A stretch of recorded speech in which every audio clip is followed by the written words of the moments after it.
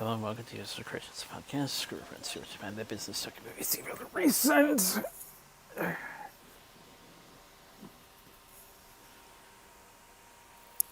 Yeah, so weekend Doubleheader, was a. Oh, sorry. October, Go ahead. October Doubleheader Side A. Yeah, I had a convention last weekend, and I'll get around to that. So, Initially it was thought that a Sunday show would have worked, but someone's energy apparently wasn't up to it. yeah, so we'll be discussing the previous week. We'll talk about this week tomorrow, but yeah, last week, Monday, Tuesday, pretty normal. Wednesday, actually got up early, went to Uwajimaya with my mom and a friend to do a bit of pre-con shopping, and then I went to work after that.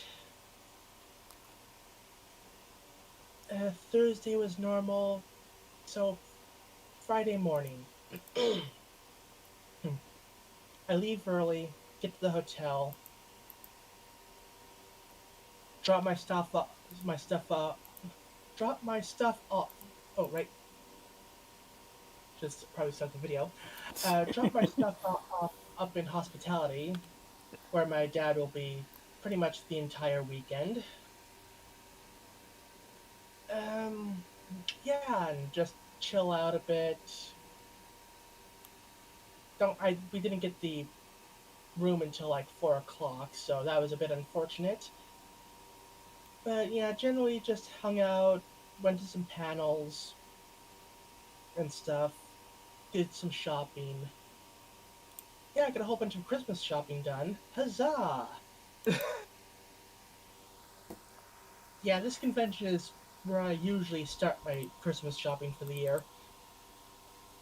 To be fair, it's weird that it's actually in October for once, but hey, I'm not gonna complain. But yeah, so Friday was fine. Saturday did more convention stuff. One thing to note is that basically with this hotel, to get up to the higher floors, you actually need a room key, and not everyone's for the convention is staying at the hotel, so they need someone there with a proper key to man the elevator. My mom was doing that job, and she dubbed the job elevator troll. So yeah, she basically set her alarm for 6 in the morning. So for Saturday and Sunday, I got a nice wake up call at 6 in the morning. Set to Bon Jovi's "It's My Life," as done by the cast of Hospital Playlist. Okay. So convention was fun.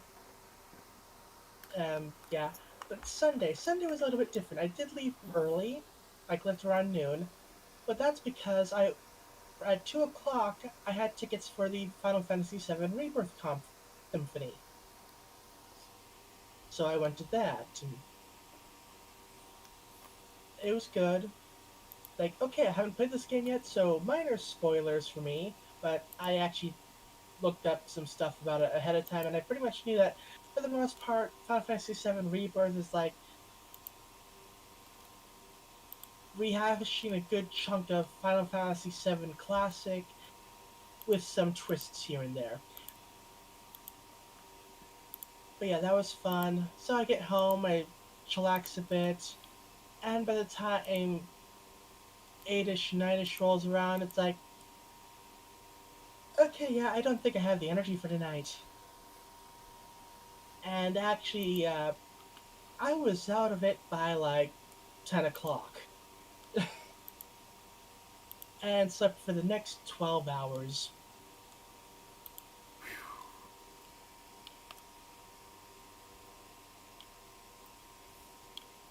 Yeah.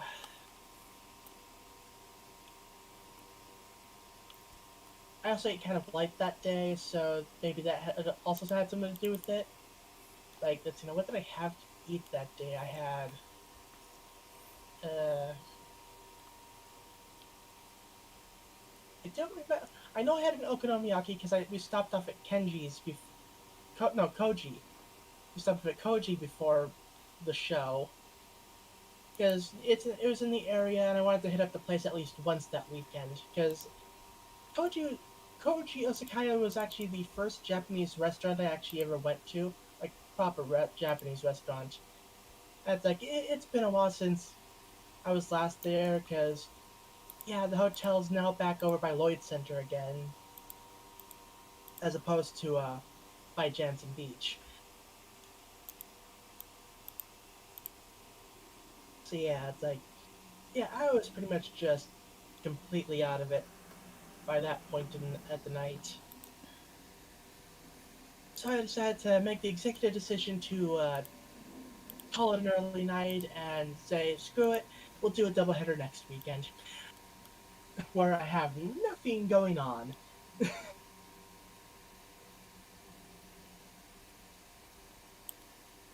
Yeah. Other than that, I've been struggling to get a Minecraft mod pack put together. Like, okay, I'll add less stuff this time. Why isn't it loading? And such. Then again, I was trying to put it together using the NeoForge mod loader or whatever. Uh, Next attempt, I'm gonna just try regular Forge because like major mods haven't been updated for NeoForge yet, so eh.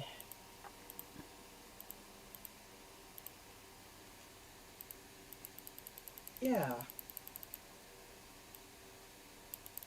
Other than that, I got all the rest of the Zelda videos edited and uploaded. I believe I want to say the last one goes up on or releases on Monday or maybe or maybe tomorrow. I don't know. Point is, I'm almost out of backlog. So I have been working to solve that problem, but that's a discussion for tomorrow.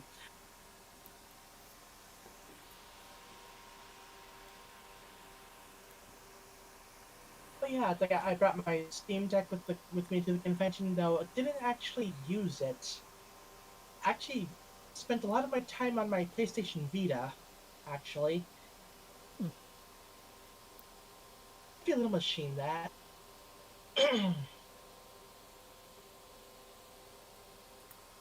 Although now that I think about it, if I had brought my little controller thing for my phone, I could have just used my phone. But I had to take it out of the phone case, and it's like,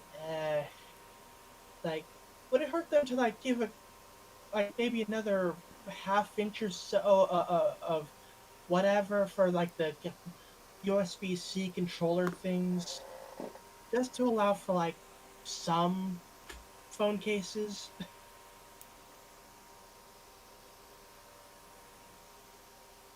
Anyway, but yeah, that was my convention, and yeah, you know, what else? I forget if I found out like the previous week or like the week before that, but like yeah, I found out that my Safeway is closing at the beginning of next year, so boo. It's gonna be a Mercedes-Benz dealership, as if people can actually afford cars these days.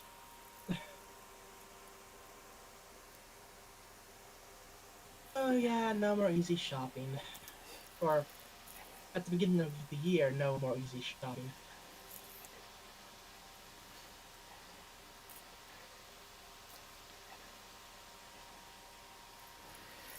But yeah, that was the previous week. How was your week?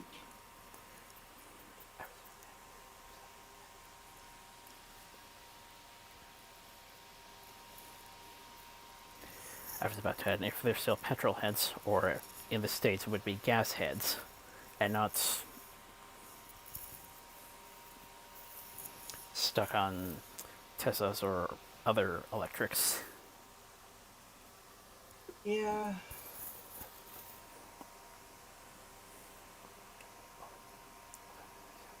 At least I'll still have Wendy's.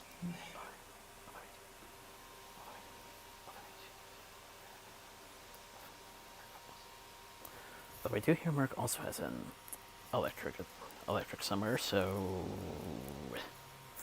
that's another can of worms. Anyway.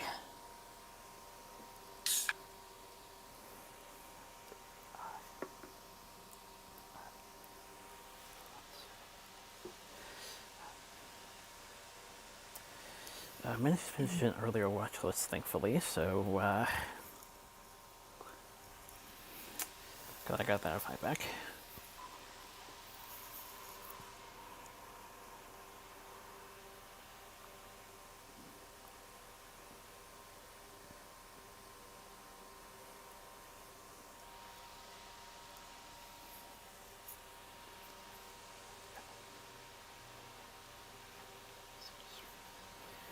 Twitched another session, but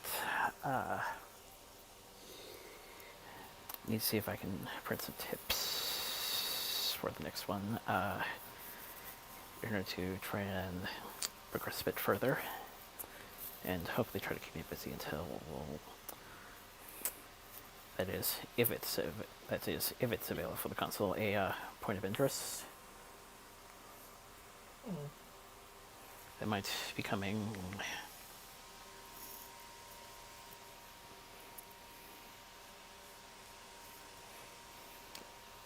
Soonish.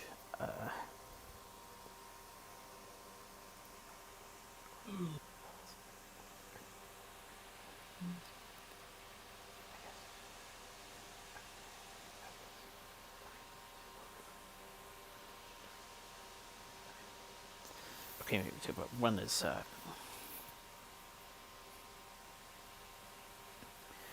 gonna have to go team leader to the other.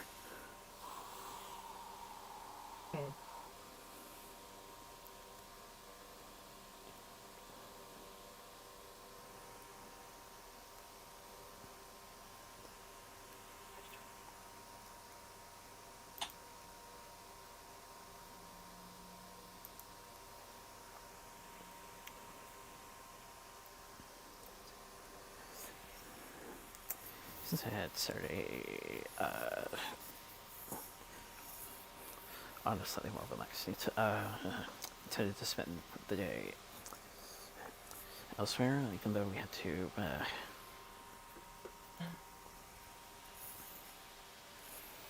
do a lot of careful planning in order to figure out what statues would actually work.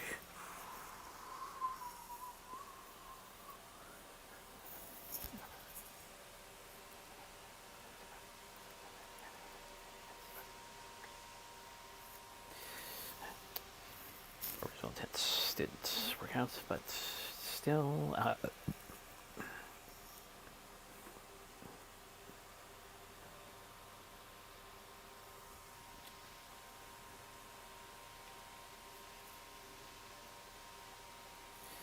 fun day out. Going to take some serious. You start taking another good round of construction for the point of interest for the type of event.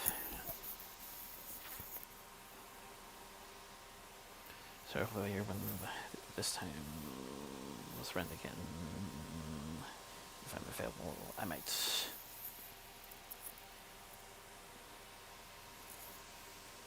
throw a little something special to the mix.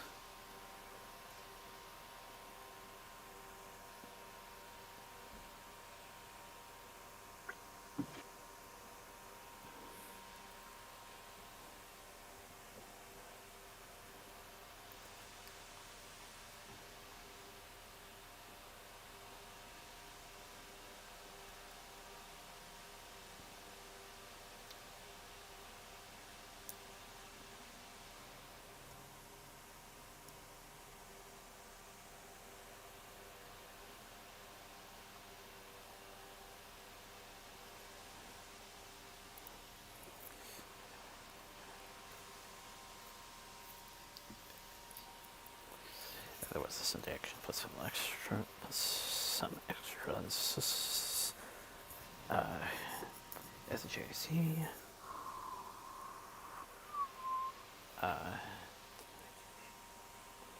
Managed to get the sheet done, but nonetheless, and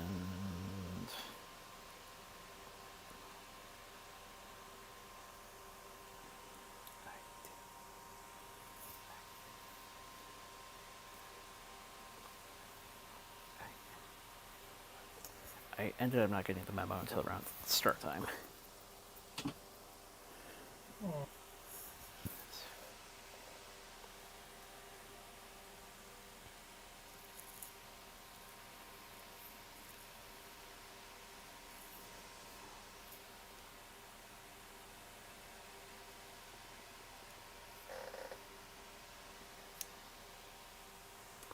So that was no that.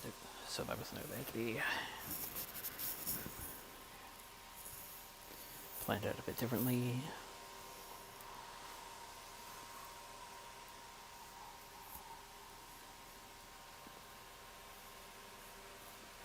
Somehow I managed.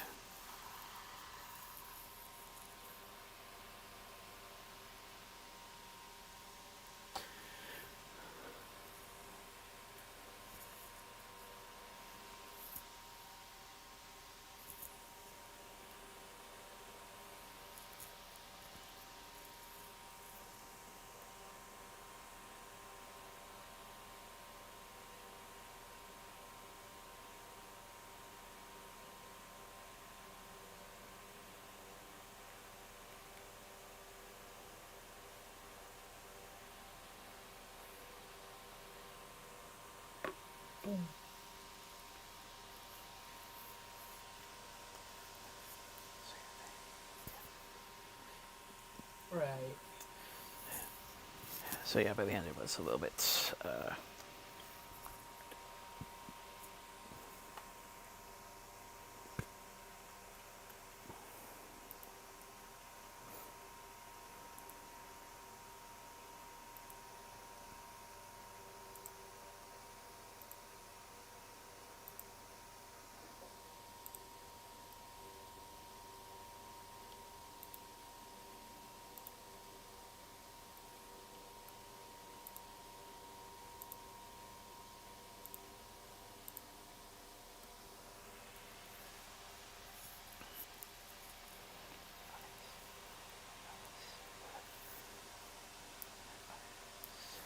Not anticipated, but otherwise.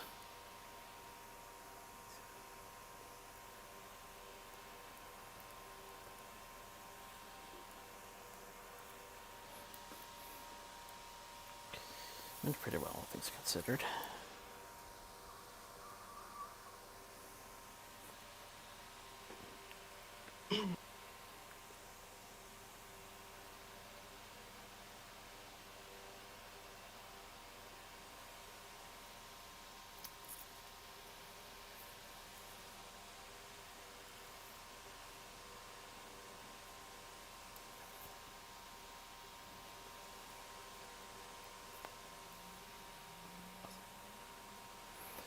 Also, that big con came in. Should have that posted already. Oh.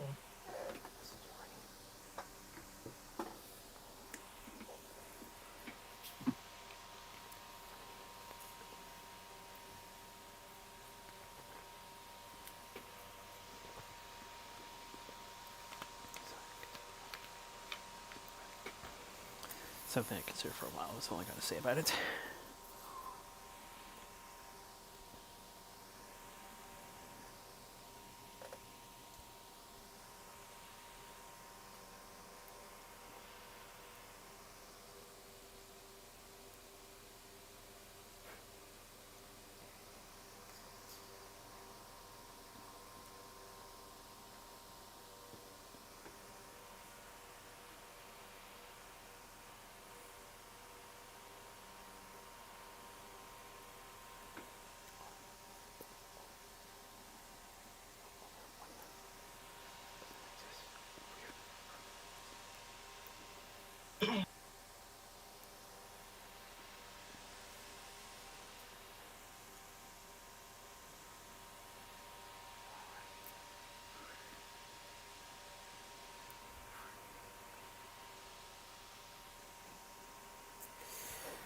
But finally, we can get to our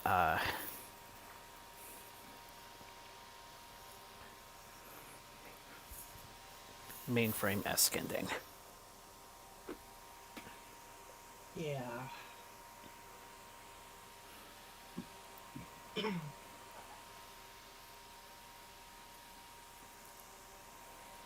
So,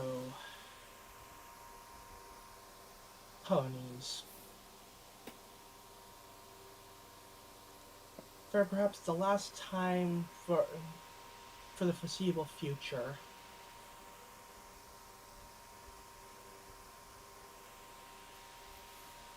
Oh, it's a really hot day out. I mean, the smoothie cups are melting kind of hot day. Which, okay, wow, that is really hot. Like, maybe you should consider switching over to like paper for the day or something. I don't know.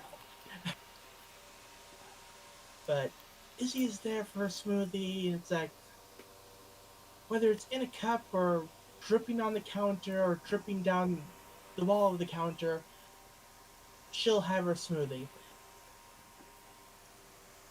She starts being like, "Oh, what if there was this water park and it would be great to have all this stuff?" And Tremaine starts going all rainbowy, and it's like, and poof, water park. Cause, cause, shut up, magic.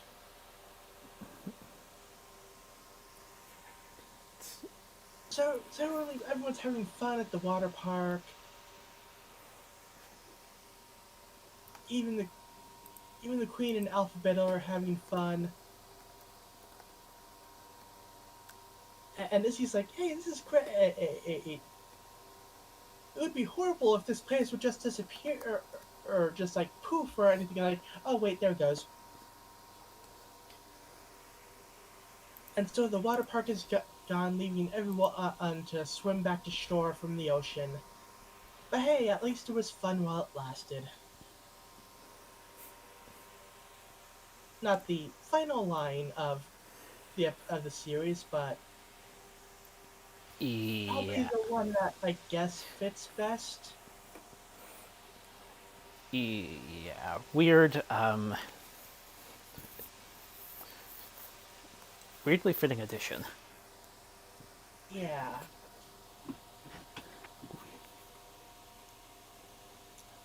Oh yeah. Apparently, Izzy can just like warp reality.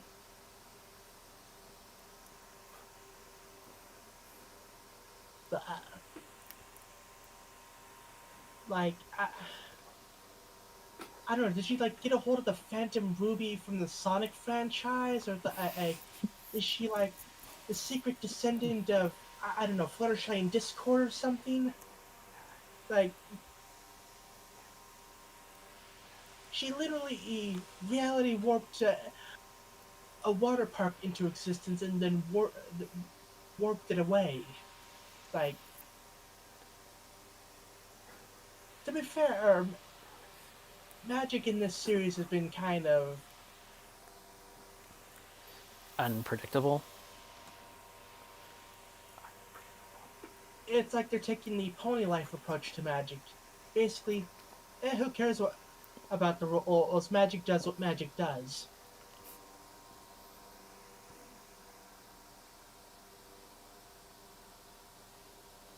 with no real rules or anything.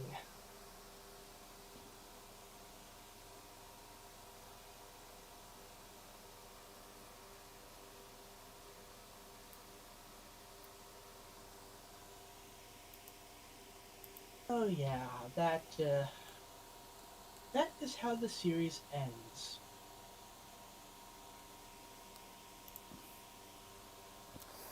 Potential for continuation in the comics, maybe. Like they're still doing comics. Like they just announced like a Princess Cadence comic. So who knows?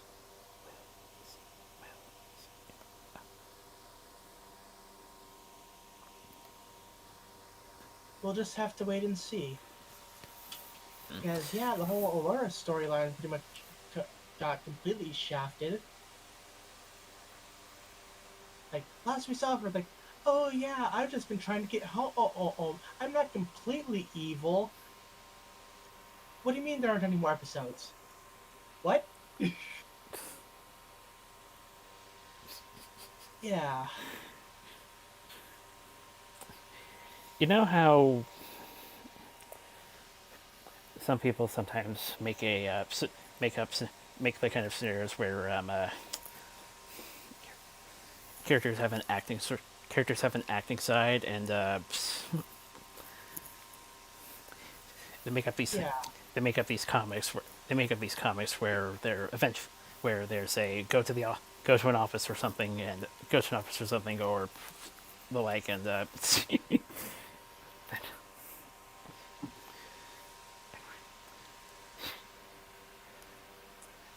I'm surprised I'm thinking about that now.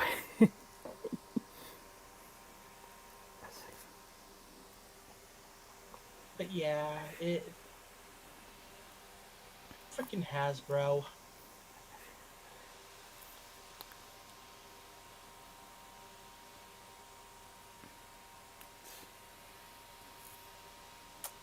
Anyway, again, again though it again though I still think still think it's a bit still think it's not as bad as the game industry. yeah, and like I don't blame the writers or anything. I blame the higher ups for for essentially sabotaging the series.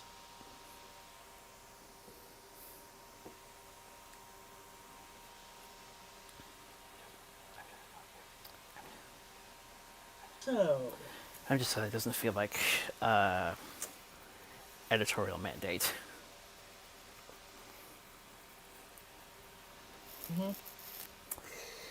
Let me see.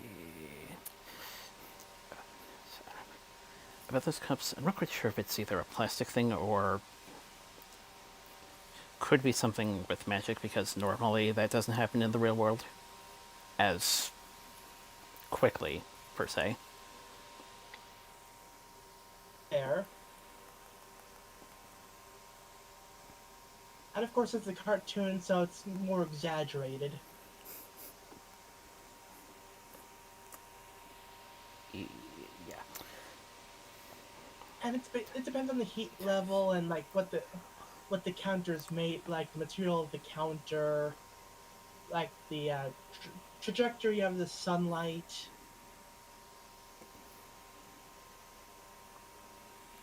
all sorts of factors that could, well, factor into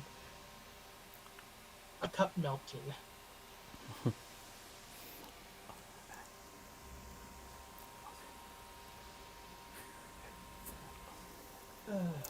Also, apparently not the case for the times itself. Things used to scheduling used to be a bit more on par with the times, especially the holidays, and much like the last generation, for some reason that got shifted. Yeah. Clearly, this would have been more appropriate in the summer. So,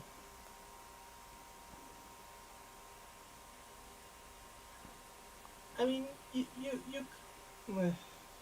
yeah, just like the schedule issues, just been. I was gonna say something like how autumn can still have the occasional hot day as well, but lately it's been like, oh yeah, it's 9 o'clock at night. It's 49 degrees out, and the day is like isn't like really warm, but it has been humid lately, so I think that's mainly been my issue this week. But That is fair. In recent years, temperature transitions with the seasons have been questionable. yeah, we practically just skipped over autumn. Like, nope, straight to winter. Well, That is, if you don't keep. That is, if you don't pay attention to the leaves.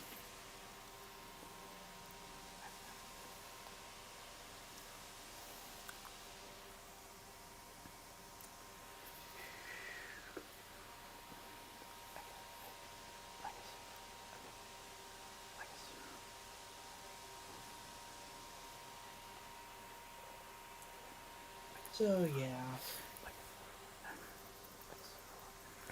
Like I said before, it doesn't quite feel as proper, but to be a bit more precise, doesn't feel like a cliffhanger at least. Well, not by much. Yeah.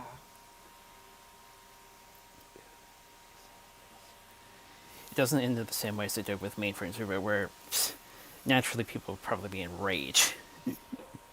Yep.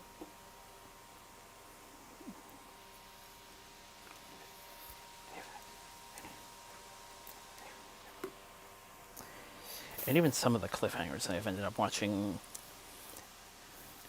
don't feel complete. Like, the main conflict is at least finished, but admittedly, it feels like there could be a bit more coming. There could be a bit more, possibly. Yeah. That's a bit more of the feelings around here. It really depends on like the type of cliffhanger. Like some where it's like, okay, yeah, it's a cliffhanger, but it's one where it's the journey always continues kind of thing, where it's like, yeah, it ends mid whatever, but it's like take the series finale of Angel for instance. Like, okay, yeah, LA is being invaded. Well, just another day at the office.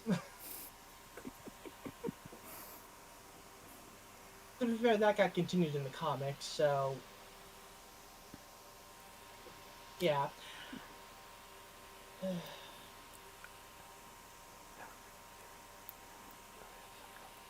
But yeah, yeah, it is.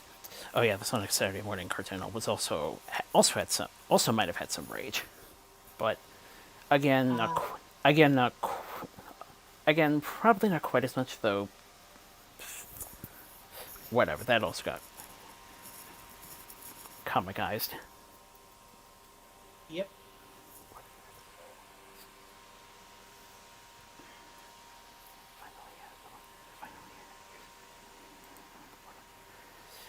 Finally, one more interesting comparison I didn't think of until closer to actual striking point. Uh,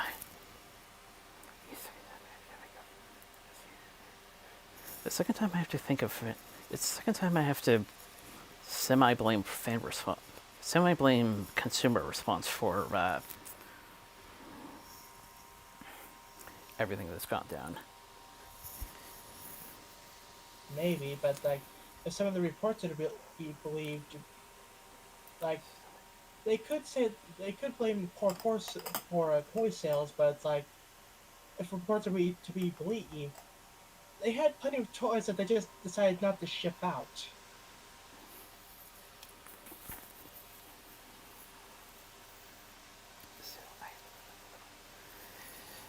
Still, I've had to put up with a bunch of detractors over the years, and I can't help but wonder if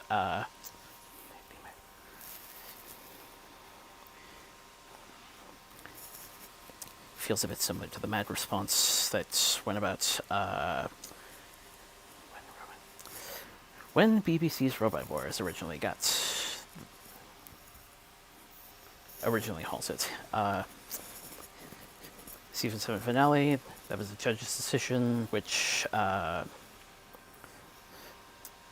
really sparked controversy, and I can't help but feel that might have been a nail in the coffin for the time being, because eventually the series was revived, even if it was a short revival.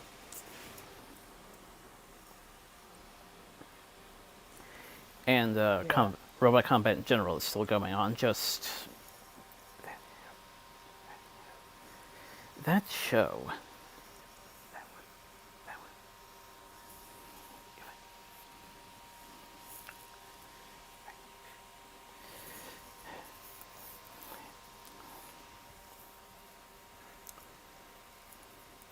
like I said, as you can probably tell, some people will be passionate about it, and they'll put certain. Let's just see that.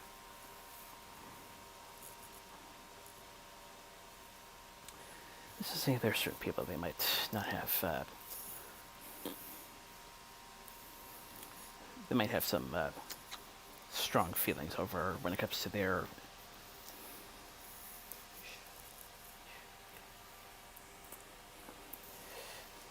shows not ending properly.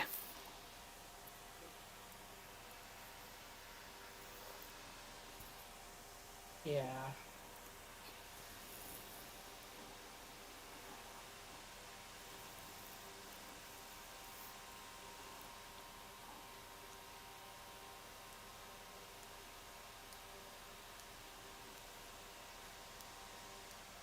We'll just have to see what the future brings for the franchise.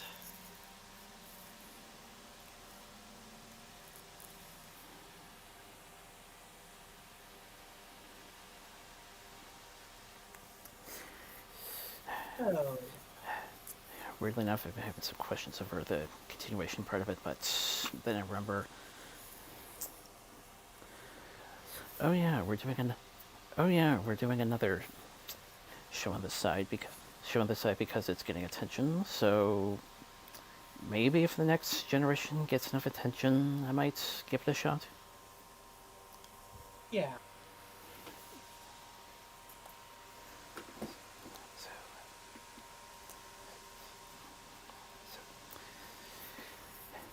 so it's a bit more half and half than last time, because at least last time there was a hook in that it was a connected sort of thing. Yeah. This time around, it's going to be completely different. So just gonna have to wait and see what the impact is like, and then Yep. we'll take a look for ourselves. Yeah. Mind you, we later discovered that it was connected, but really couldn't do much with the connection because of legal issues.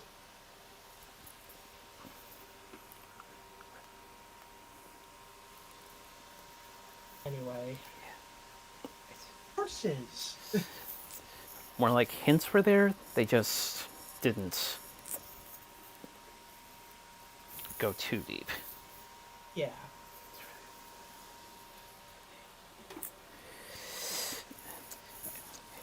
But yeah, speaking of shows that have gotten interesting attention in recent times,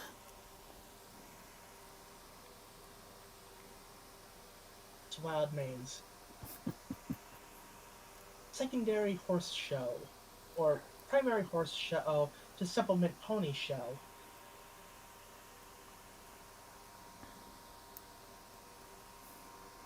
Now with 50% less storylines. Yeah, so. Bridget is tired from all the dancing.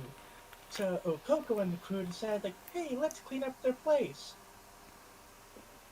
And then they get sidetracked into their music number and make a mess. So they don't clean. And then Bridget comes back. And it's like, oh, whoops, we were gonna clean, but we ended up dancing instead. But Bridget is fine. He's like, hey, the place is for dancing. If we dance, that's good. And then they dance. That's basically the episode.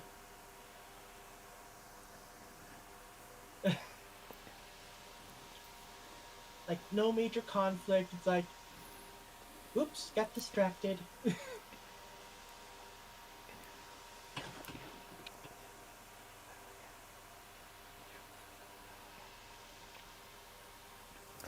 interesting about them, especially considering one of the secondary titles.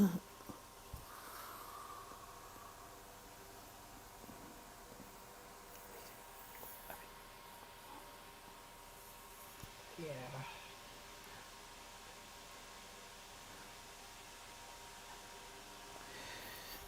It's one of those rare instances, at least within this show, where they did where they didn't do the I think you're all caught up now.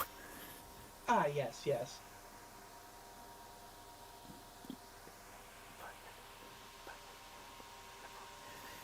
Granted, the wall breaks are there, but it's not.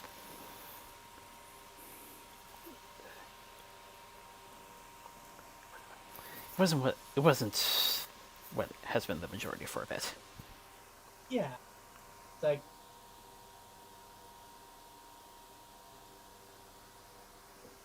yeah, just like pretty straightforward episode.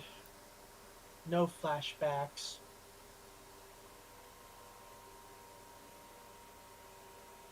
No. Okay, I hope you're all cut up now. Just dancing. Yeah, not much else to say. Like, Really, I almost thought it was going to go in the other kind of closer direction, in which there are, well, secrets that shouldn't be exposed.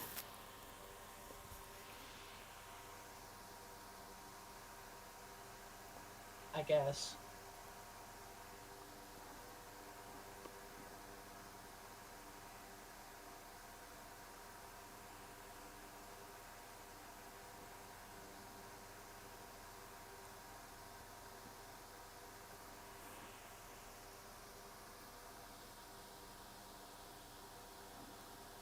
Bondman's was okay. To be fair, something 5-minute episodes with very little to do with plot and storyline, so there isn't as much as I can say about the subject.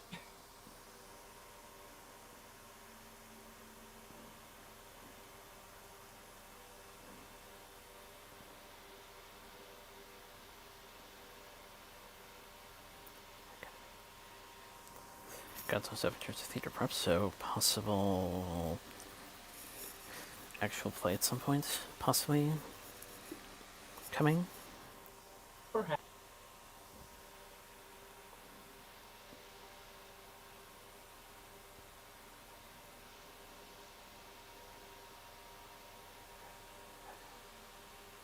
Finally.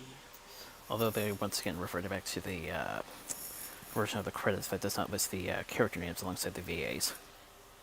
Right.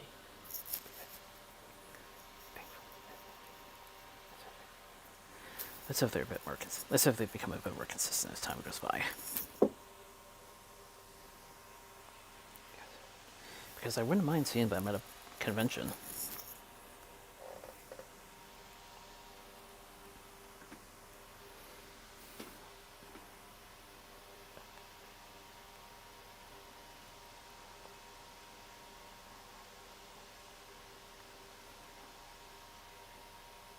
Yeah, and finally, Owl House.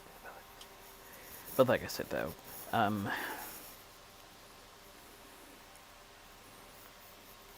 hopefully they'll make use of those stage props at some point. Mm-hmm.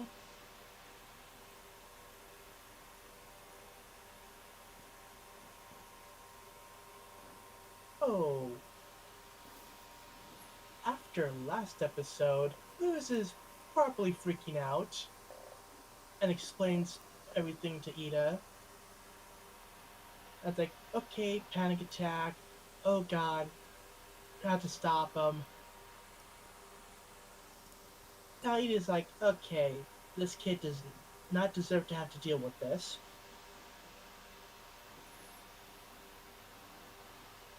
Oh, and can't speak. Meanwhile, meanwhile we have Shows the up. meanwhile we have the first of two fake outs in this episode. Yeah. So, remember that letter that got sent to King that one time that Hootie ate? Well, it's finally been regurgitated. Like, oh hey, head to this location. Take this rock with you. Like, okay, like perhaps we'll find an answer to the origins of King. And he gets them away from the boiling house for a while because, yeah, it turns out if you're in someone's mind, they tend to, figure that out. So, better lie low and let the heat die down. Oh, I yeah, and also ignore the sound of marching coming from the forest. I'm sure that's nothing. I was referring to the dream sequence, but whatever. Oh, yeah, the dream sequence. I completely forgot about that one. Yeah, it starts out with the dream sequence of like, oh, hey, it's King's family. Like, father and siblings and everything. Like, it's like it was a dream. Oh, it is. Okay.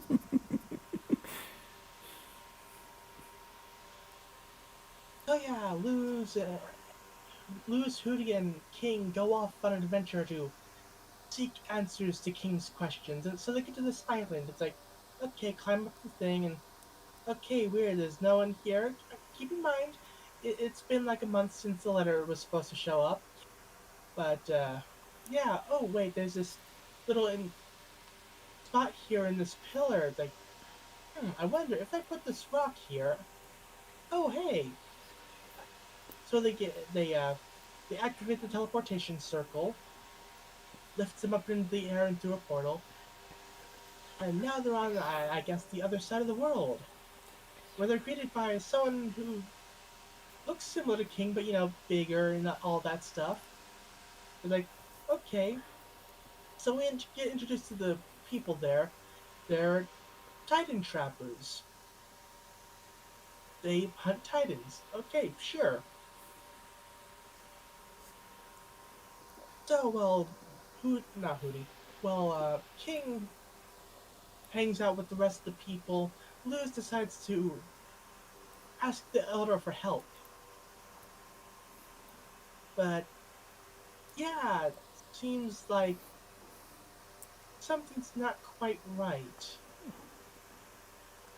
Yeah, they're trying to find the last Titan to free their god, who turns out to be the. Uh, I'm completely blanking on the name again. Hold on. Something something collector. The Collector, yes. And also, during the conversation about Bellows, like, oh yeah, we've been lot longer than that guy. Got the scars and everything, and underneath he seems pretty fleshy for someone who's supposed to be the same species as King. But we eventually learn that King isn't a Titan trapper. King is a Titan. The last of them, in fact. And yeah, they tend to do some not very healthy things to King to try to free the Collector.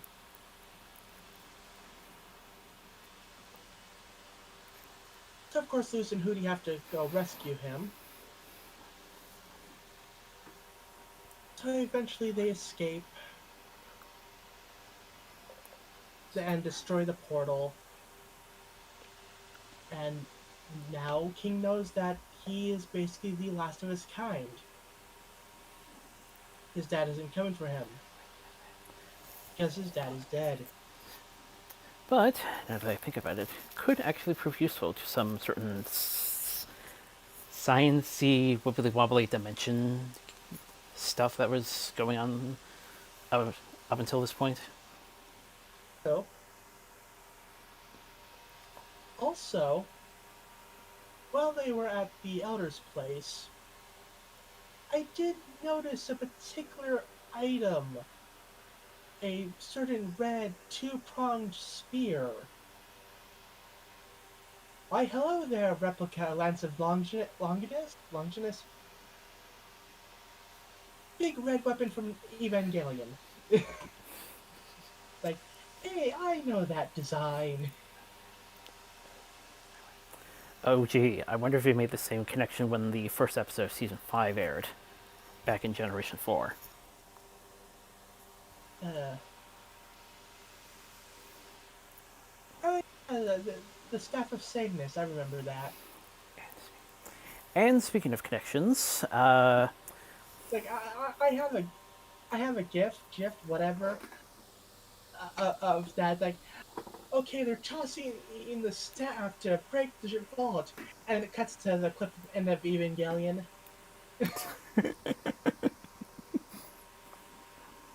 Uh, Plastic.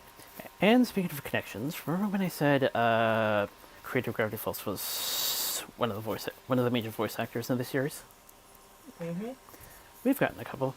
We've gotten a couple more. We've gotten another voice actor from that series. Remember the police officers? Yeah, I remember them.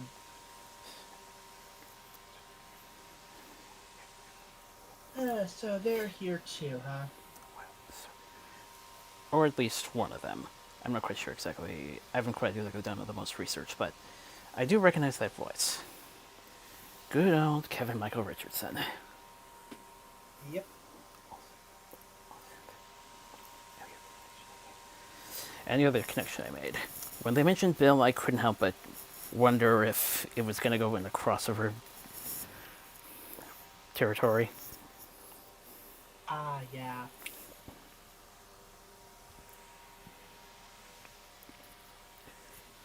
I know everything.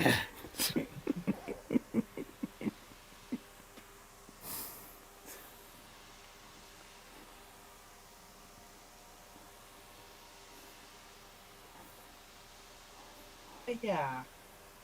And as the episode ends, we see the Owl House, for the first time in who knows how long, undefended by Hootie, being surrounded by the soldiers of Belos. Yeah, that's not good.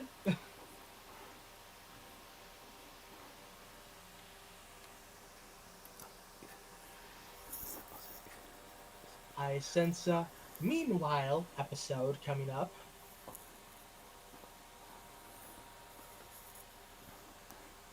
Also, if those quote unquote masks are in education, although I might have been forgetting a specific detail, I wonder what King actually looks like.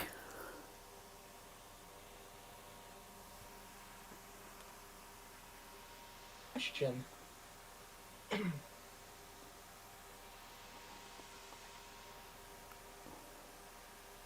Wait.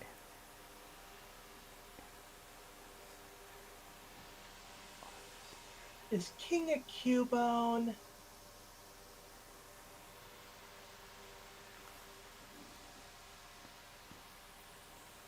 And I'm just imagining the Owl House Pokemon crossovers. I mean, think about it.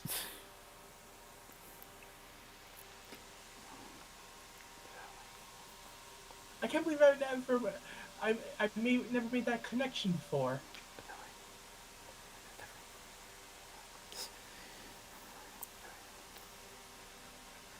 Though I imagine in this case he swapped roles with Marath, who's usually the one who's speaking English. Yeah.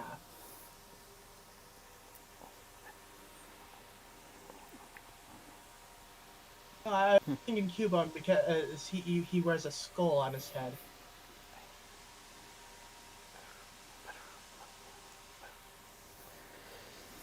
But yeah, I get that. talking and stuff. I get that, but most Pokemon, of course, are just name callers. While the others name callers. While Marath was the only one that was speaking English.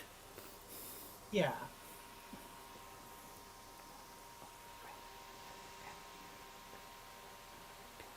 Yeah, Pokemon that can communicate with humans tend to be relegated to either Meowth, Psychic types, or those that have aura. So, primarily Lucario.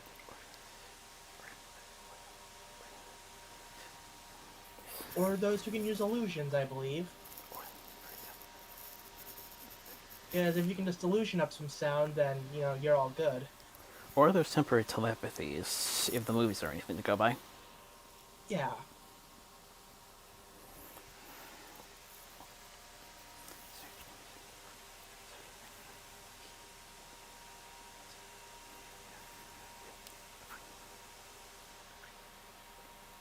Oh yeah, we finally got the origin of King.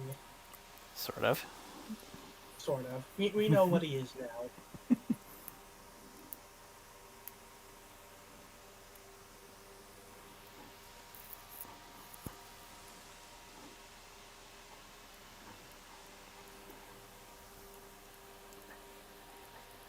Yeah.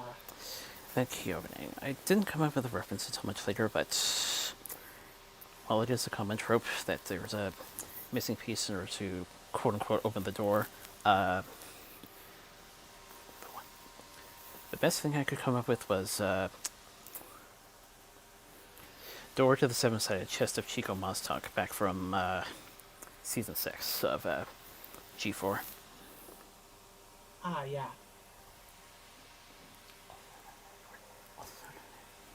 Also known as Patton Oswalt's first appearance. Yep.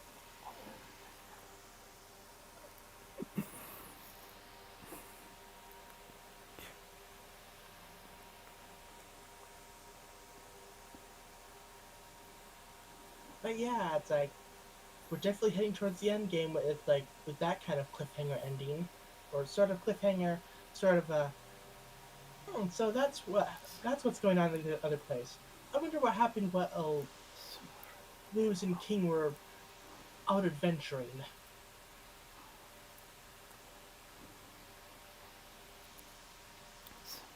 which will end up also being an episode of like, okay, now let's get the gang back together kind of situation.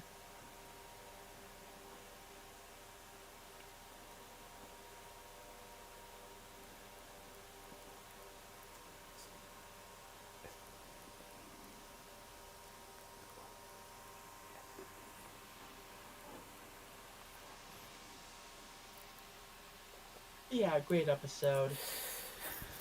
Or at least some form of change, as usually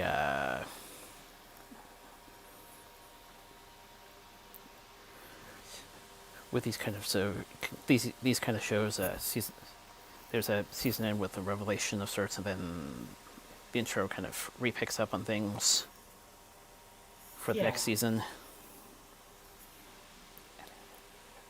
Hmm. and then eventually there's a series finale.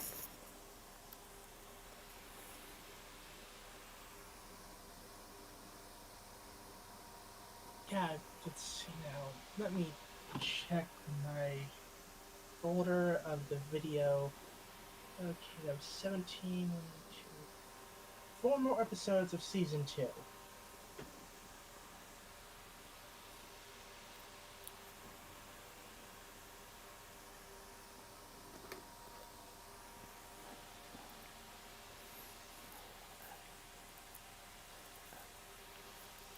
Ugh.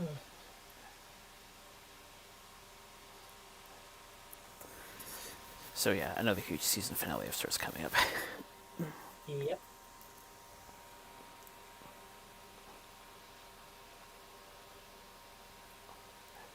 Ugh.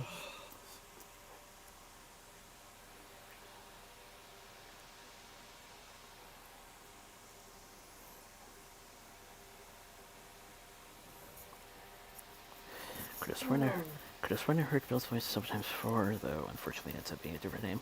Though there is another name that there is another name that I recognize that's also prominent in this episode. Steve Blue. Ah.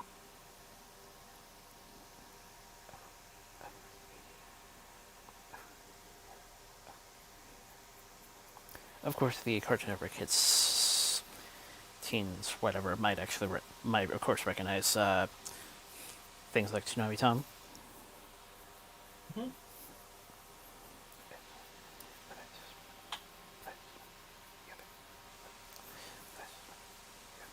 But that's one of you. I just remembered he's also the voice of Heat Blast.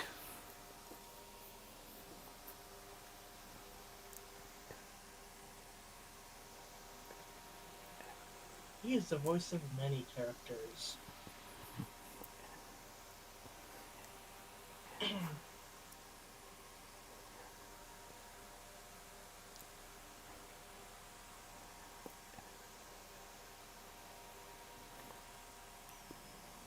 I'm just looking at his list of roles here. It's like, oh, he wasn't that cool. Vincent Valentine, Final Fantasy VII Advent Children.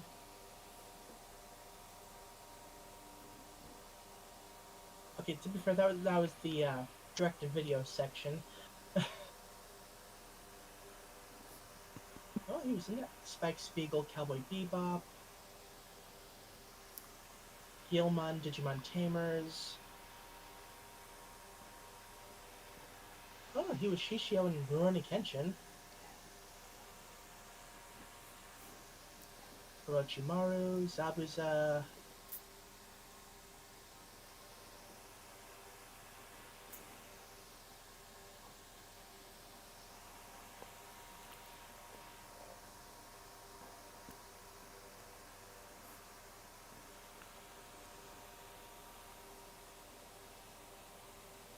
American stuff.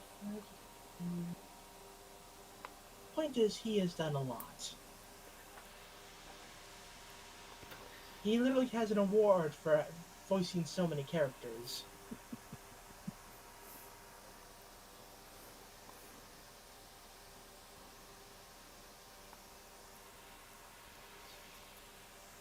Apparently, he was also in an episode of The Mandalorian.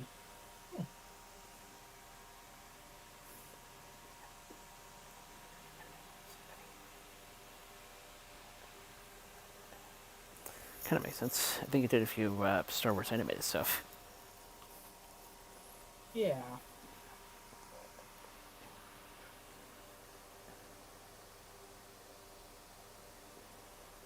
And I'm looking through his video game roles.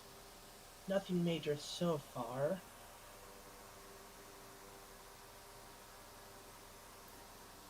He voiced Lord Zed in Power Rangers Super Legends back in 2007.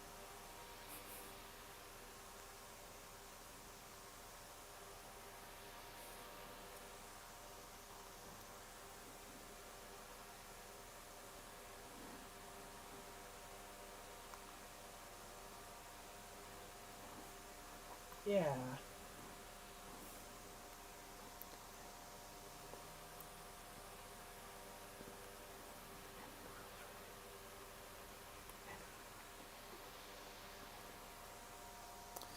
And of course, one of the brother chefs makes another return, if you know Homestar Runner.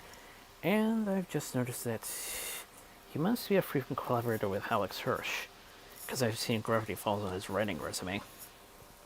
Ah. I think there's also a voice there. Just trying to relocate that.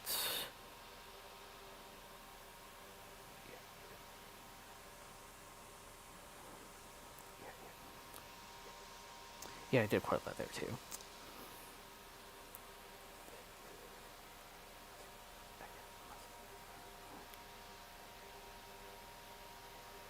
Dare say it could be for collaborator with Disney because I'm seeing Star Wars' Force of Evil on his resume. Amphibia. Mm-hmm.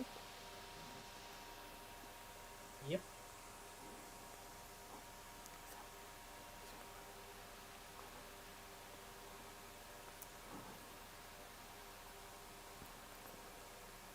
Definitely come far from the Homestar Runner days.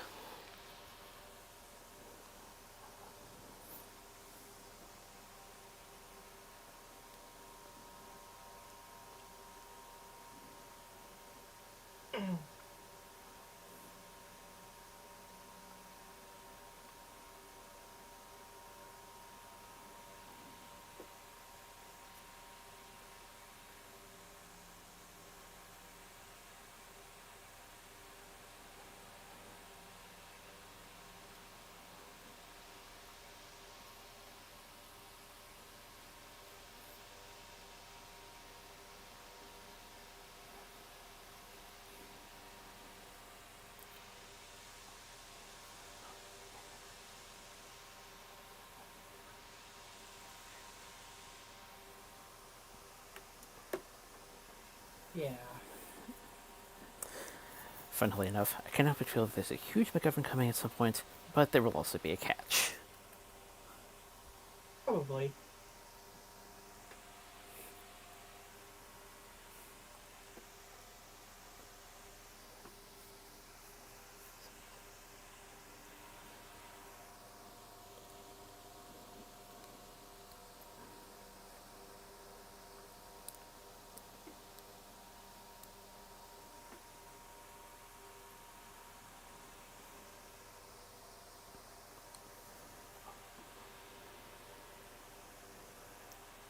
So,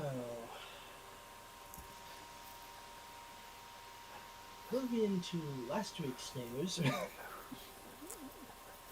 But of course, one of the ways I had to end it was with the phrase, "Aw, don't you hate it when that happens?"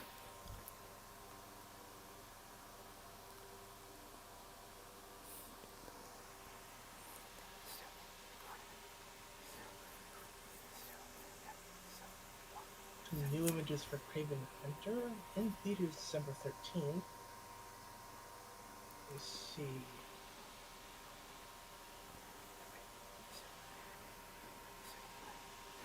Still, it feels like progress.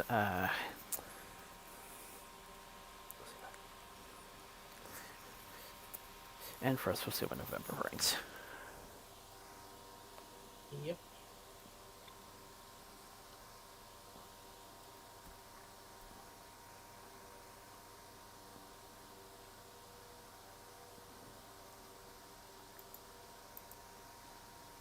Tom Hardy when asked if he would return as Venom to fight Spider-Man, quote, I would like to fight Spider-Man, and I would like to do it now. I'm well up for it. Never say never.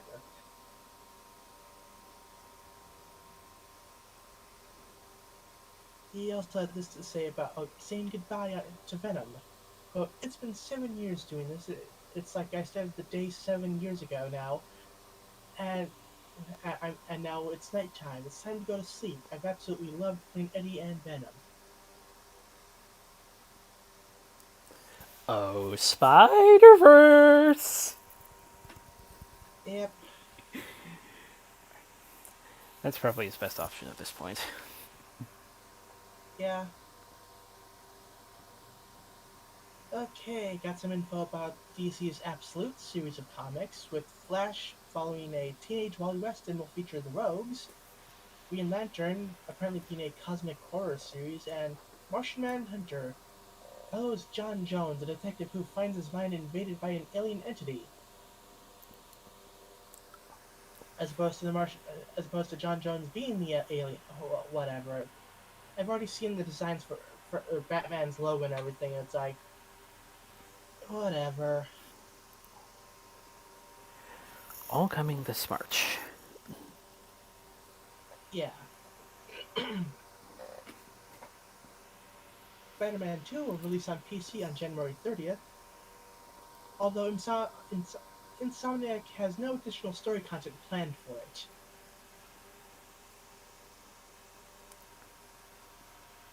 A new Buzz Lightyear robotic action figure is being sold for $600. What? Okay, I have to see this. Okay,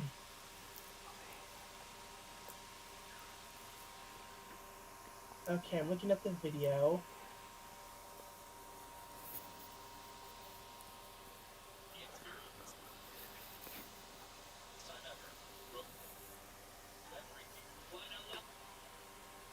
Okay. Custom emotes, I guess? Like, just a,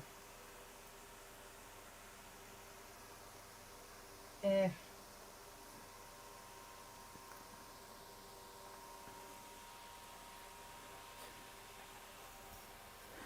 I kind of wonder if Insomniac's going to throw another other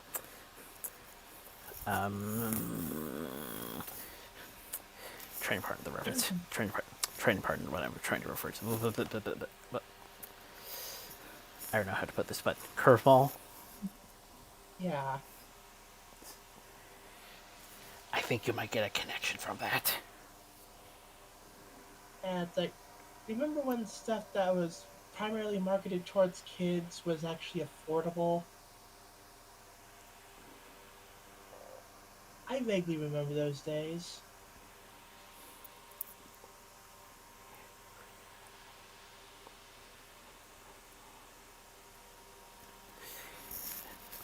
It really depends on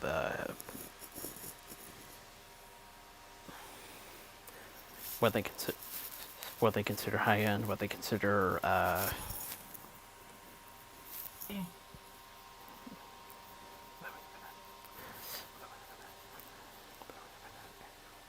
low end, but not actual rubbish. Yeah.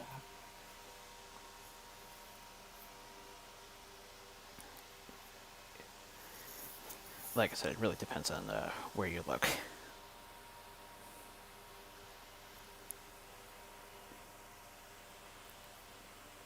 Got the first teaser for the SpongeBob stop motion Christmas special releasing in December on Paramount Plus.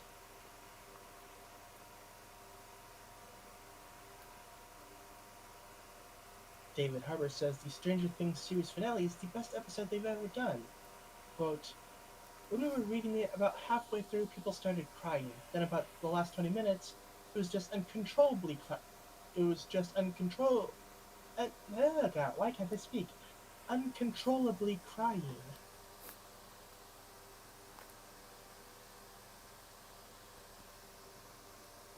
I have the first poster for the Godzilla Minus One re-release celebrating the 70th anniversary of Godzilla.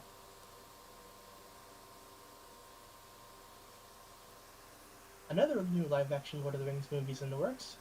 The Hunt for Gollum won't be split into two films despite previous reports. Instead, they're developing another Lord of the Rings movie at the same time.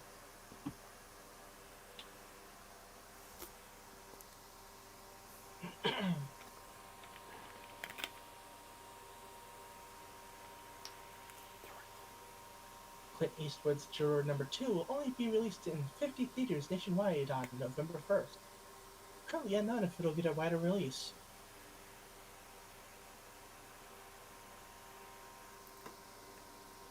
The whole cast will be returning for the Phineas and Ferb revival, releasing in 2025 on Disney+.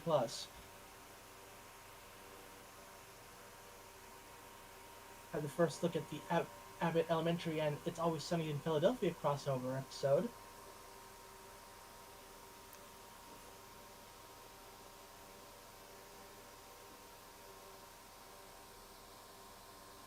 Prince Charming movie is in the works at Disney with Paul King set to direct.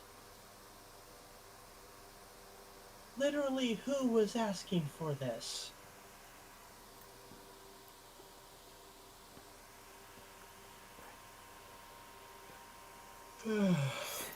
If I saw the image right, and to be fair, I don't think we know much about Cinderella's Prince Charming. I suppose that's fair.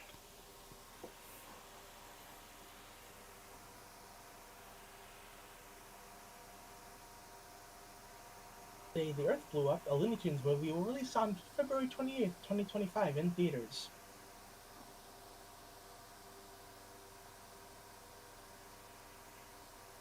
Development on the live-action God of War series will now be starting over from scratch.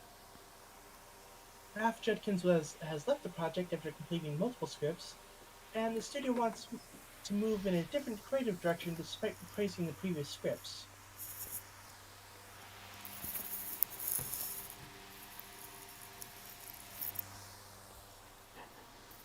Tom Holland says he hopes the MCU introduces Miles Morales. Quote, I love to do for a young kid what Robert Downey Jr. did for me.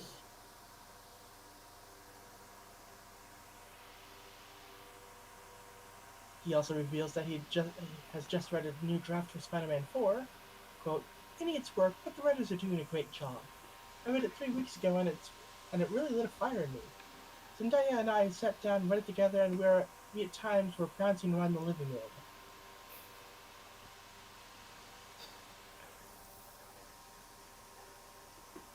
Oh gee, That of I wonder first, if I wonder if they will actually go the direction of Insomnia.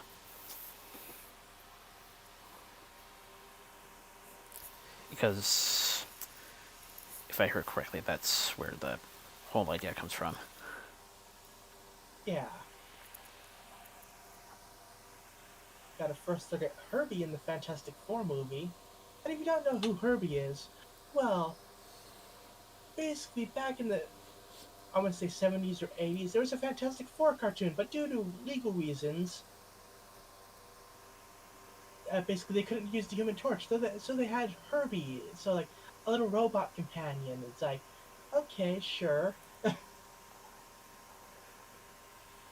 So apparently Herbie's going to be in the movie as well. Although I can't help but wonder if that opens confusion with the, I believe, financially successful Love Bug series that was going on at that point. Oh, I want to say it was because that the Human Torch was currently being used in a different series at the time. Hold on, let me check something.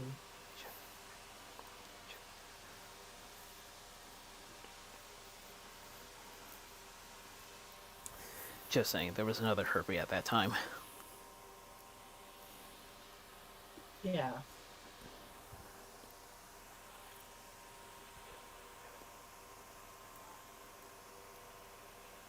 Ooh.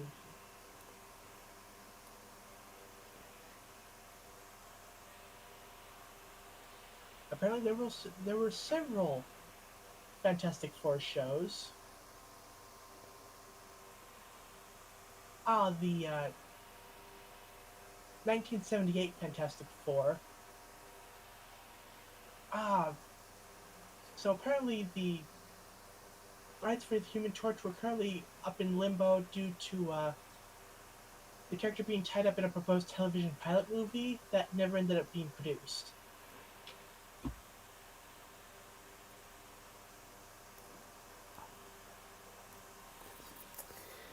Unlike what happened with Doctor Strange.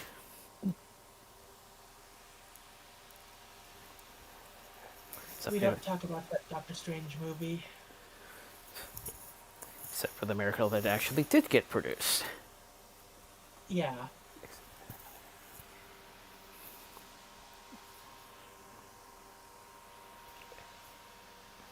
It's the Corman Fantastic Four movie, which actually, despite not being officially released and being more of a thing to hold on to the rights for it, by all accounts, was actually one of the more faithful adaptations.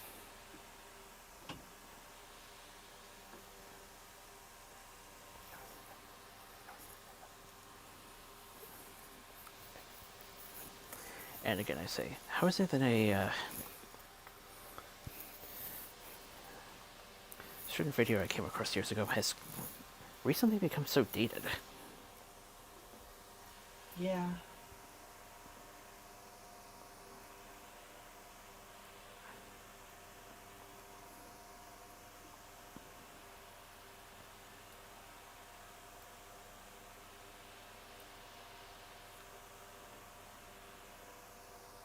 Universal's Epic Universe theme park will launch on May 22nd. Plans for Super Nintendo World, Harry Potter Ministry of Magic, Dark Universe, Universal Monsters, and How to Train Your Dragon Isle of Berk.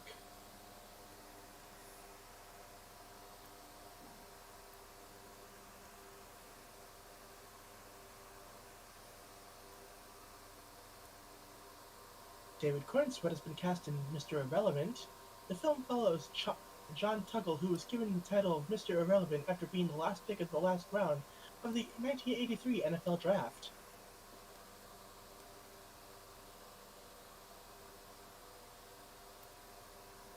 A live-action Viewmaster toy movie is in the works at Sony. What?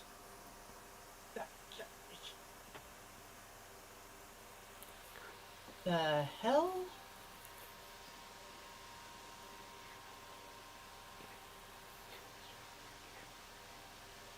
I'm gonna guess the plot. Someone, possibly a child, ends up finding a magical Viewmaster.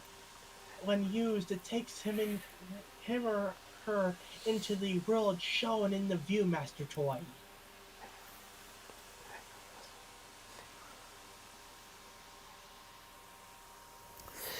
That, or it's another one of those semi-random biopics. And by semi-random, I mean pick a specific subject historically, and then try to make a movie out of it. I guess. And I more so say try by not saying that. And when I say, and by that I mean try to actually make some money out of it rather than just get it made. Yeah.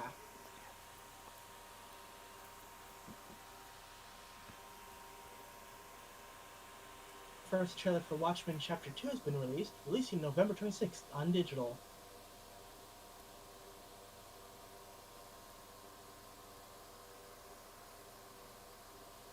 Tom Hardy, when asked if Spider-Man will appear in Venom: The Last Dance, quote, "There's always possibilities. I can't say anything because this is the last movie."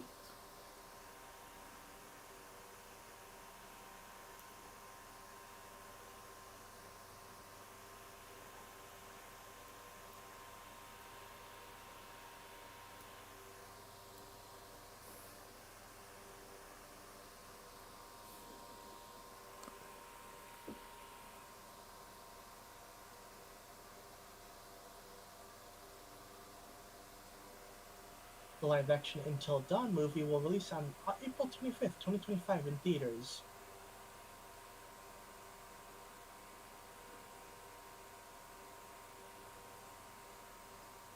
So Al Pacino showed off his Shrek phone case. Quote, "My youngest daughter gave me this and said, 'It's Shrek, Dad.' I said, 'Shrek? Well, okay, I'll hold on to it.'"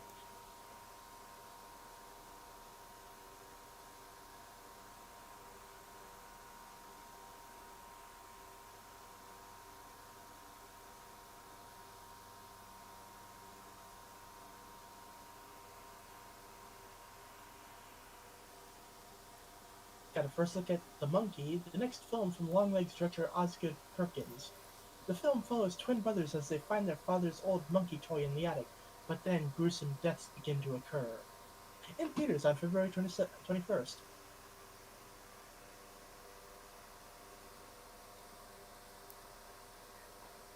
Like, the classic genre of, hey, people find a thing, and then people start dying.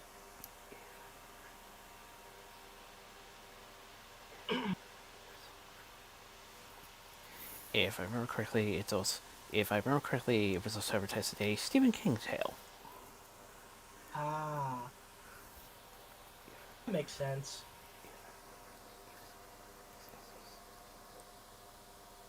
Bandai Namco, or Bamco, has canceled development on multiple games, including ones related to One Piece and Naruto.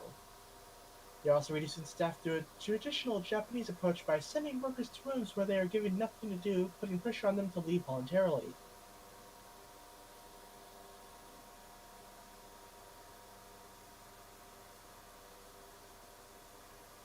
AKA trying to get out of having to pay unemployment.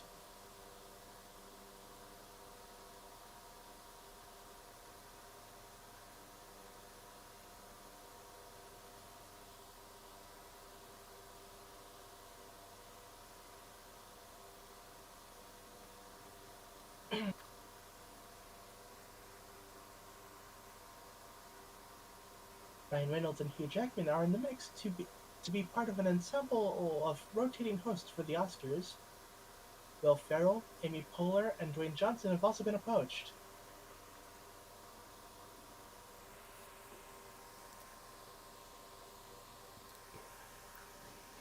Reported voice cast for the video game anthology series Secret Level: Kevin Hart, Gabriel Luna, Keanu Reeves, Claudia Doumit, Ariana Greenblatt, Tamara Morrison, Arnold Schwarzenegger, and Patrick Schwarzenegger. Releasing December 10th on Prime Video.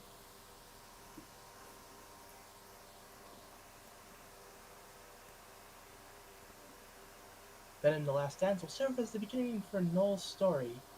The King in Black is way too powerful for one and done.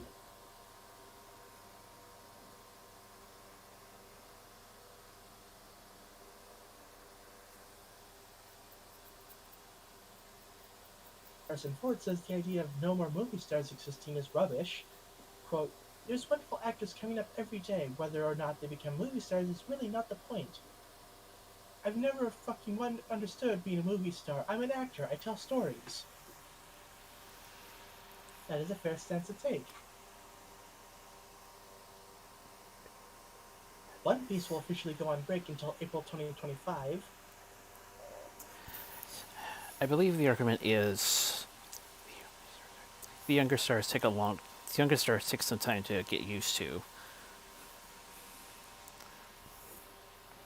Yeah, It's his generation that a lot of us are more familiar with. fair.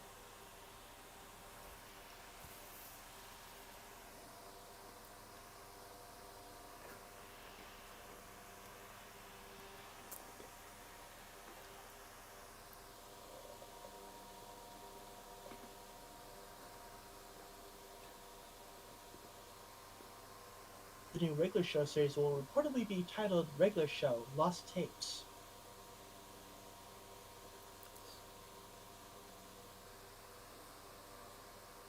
Robert Englund confirms he can no longer play Freddy Krueger again. Quote, I could possibly voice a really high-end animated version, but I know I can't do the fight scenes in more than one take now.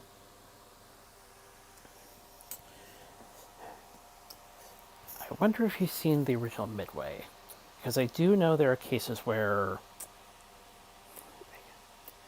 they can dub people can dub over other actors, and that's one case I can think of because one of the Japs or Asians or whatever they got, couldn't speak English, so he personally picked a dubber for that, specifically Paul Frees.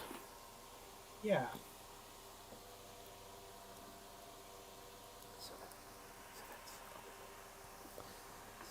So that's also another option.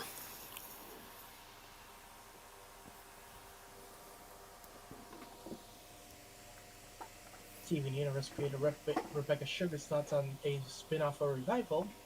Quote, I would really appreciate it if everyone who would be interested in something like that would make a ton of noise and make it really known. Because I'd be thrilled to explore that. I think in this current media landscape, if there's a huge amount of public demand, then that is something that becomes impossible to ignore.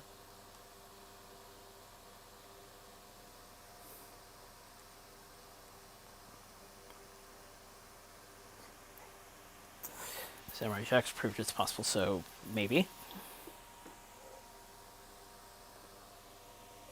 Cartoon Network is developing an untitled DC anime-style action comedy series.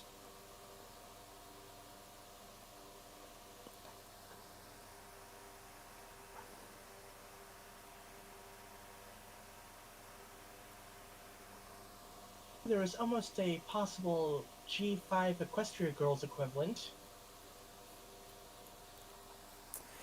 Only this time it would have been titled Cutie Mark Club. Mm-hmm.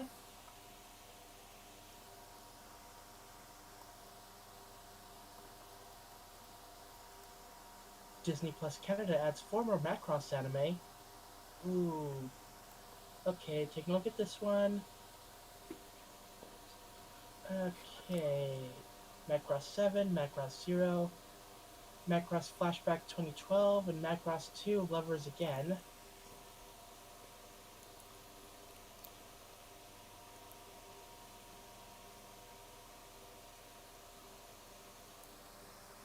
But when can I get a Blu-ray release of Macross Frontier?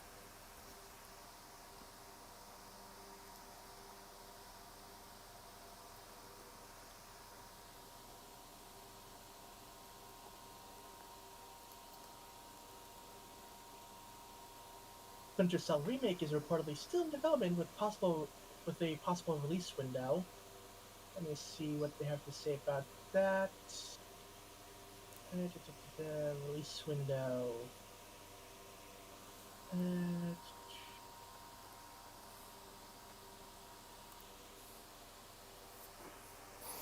okay, nothing about the actual release window there. The Halo Combat Evolved remake could be closer to release than initially thought.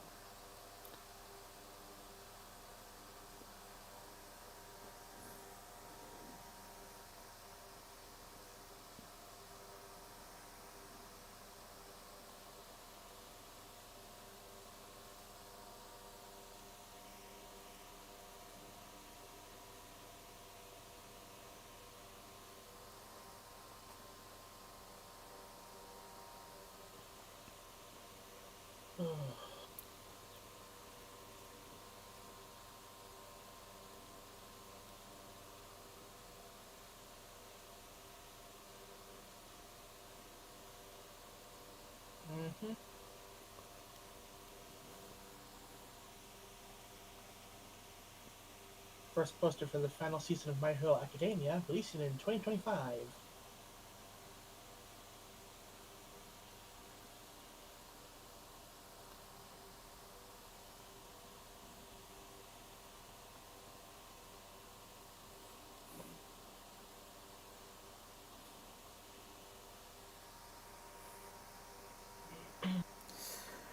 Quiet Place for Dead now available digitally, PC, PlayStation, Xbox.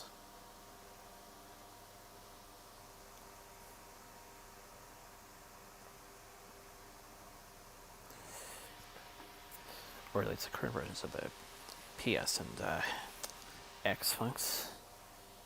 Mm-hmm.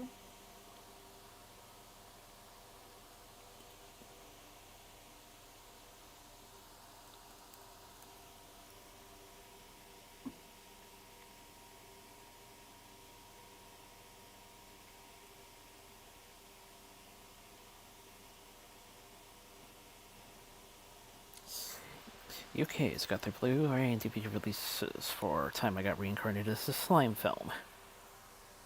Hmm.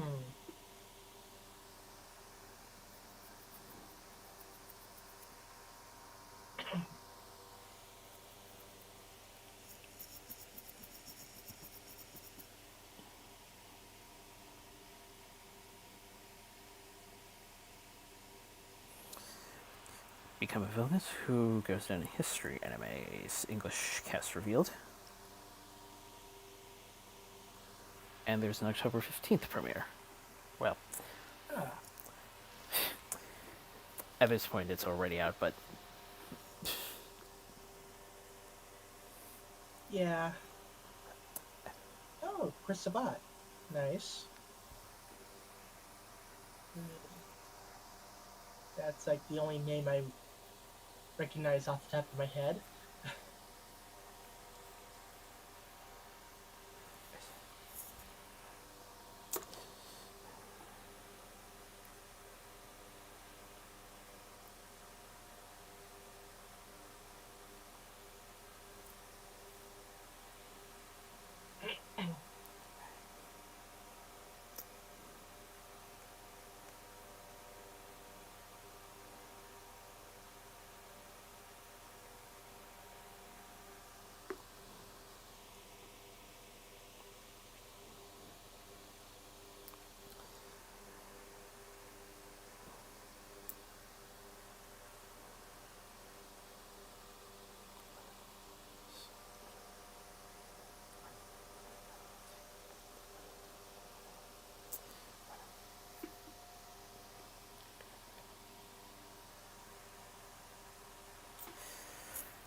one of the things from this year's con season that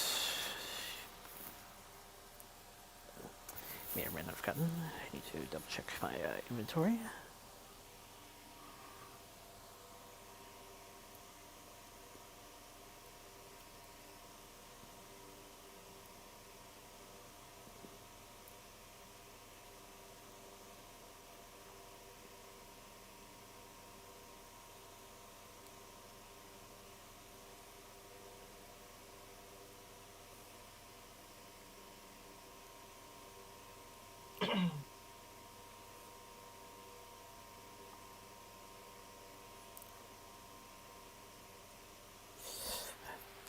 Former head of animation Walt Disney Studios, Leonardo Salvio, reveals that his upcoming film Twisted will be a wacky tale rooted in Italian culture. Just want to bring my awesome, superstitious, loving, wonderful, rich history of growing up Italian to the big screen.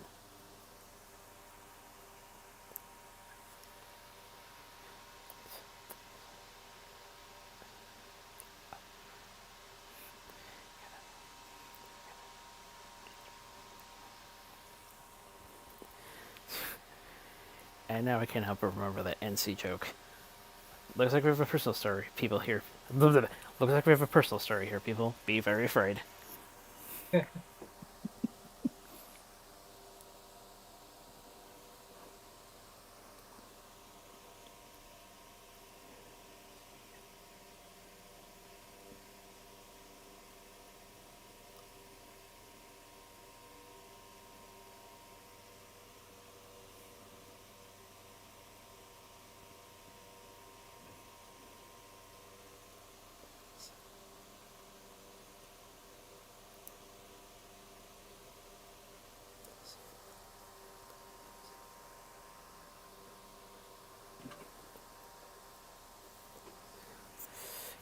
Cynthia Urivo has directed 2 viral edits of Wicked Poster.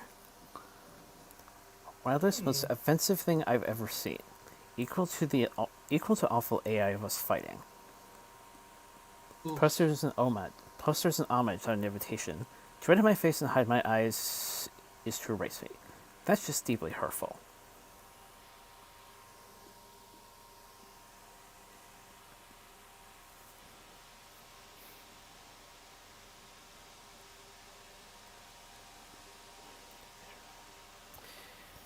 I seriously don't. I don't know the entire story about Into the Woods, but well, from a performance standpoint. But why am I getting those vibes for some reason? Or Phantom of the, or it could be another Phantom of the Opera thing.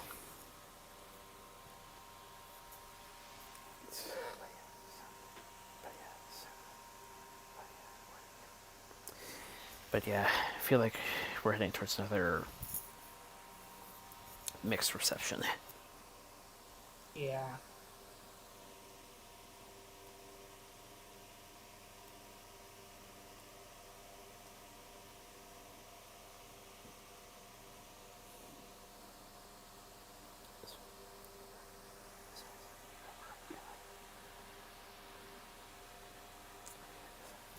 This one I sent towards our Missing in Action co-host.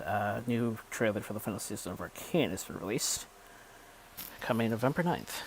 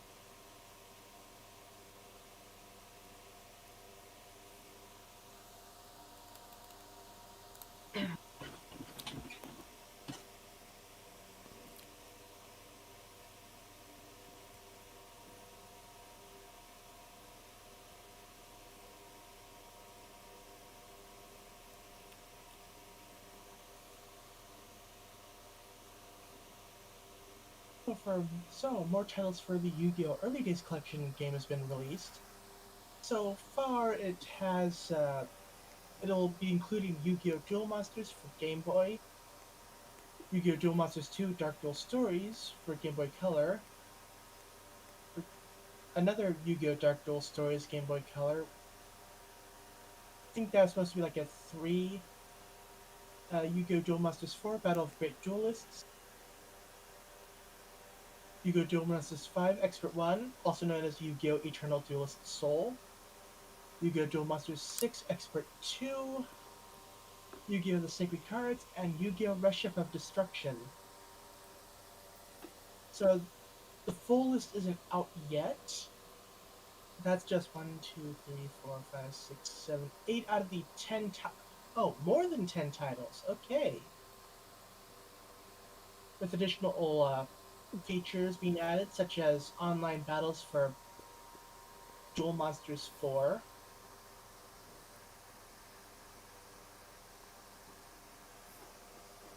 If I were to say, okay, so if they were going to add anything else, it would probably be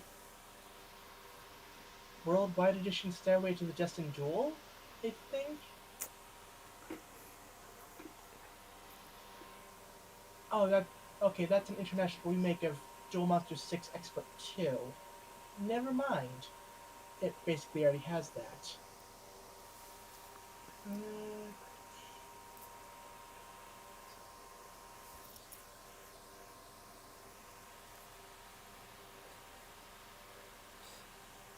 World Championship 2004 and 7 Trials to Glory? I don't know. Like, I'm trying to think, okay, what other Duel Monster Era's games on the Game Boy would fit in? Ultimate Masters, because, yeah, I think that would be like the last one, because after that it ends up going into DS era, so it's like I'm not sure they would want to add DS games to it as well.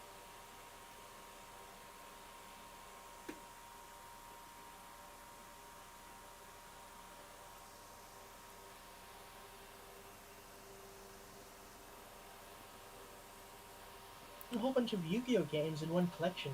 I'm always up for a game collection game.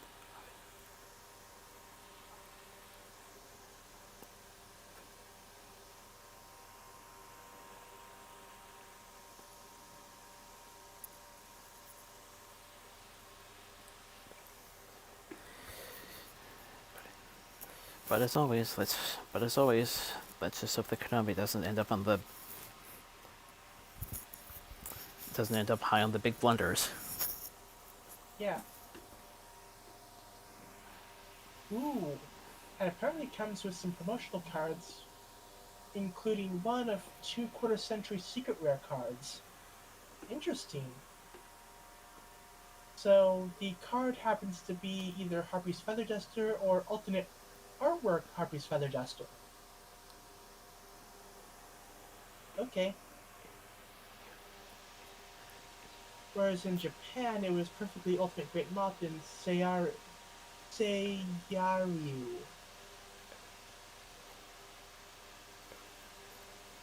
Or Holy Knight Dragon, because they more recently made a whole archetype around this monster, the Holy Knight archetype.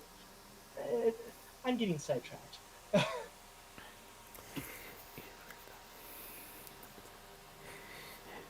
It's been a bit weird though. The best they've Yeah. done lately has. It's been a bit weird though. The best they've done late. The best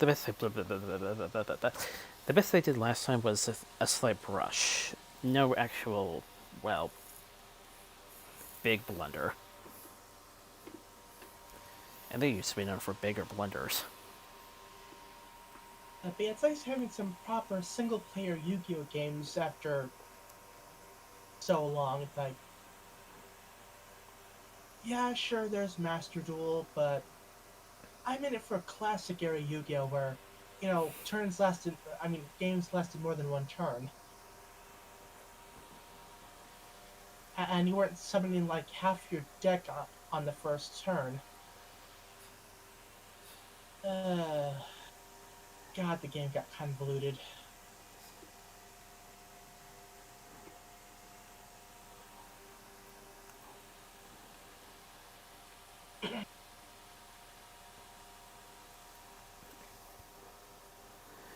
Again, though, who knows what this will do for Konami in the long run. Yep.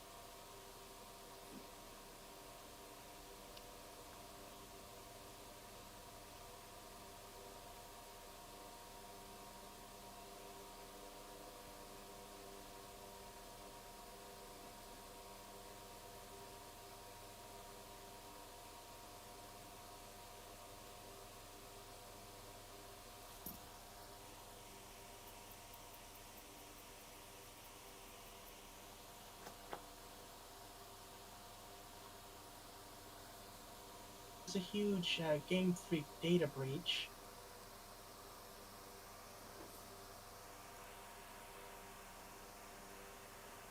And there's some controversy over reported folk tales of certain Pokemon that later turned out to be mistranslations.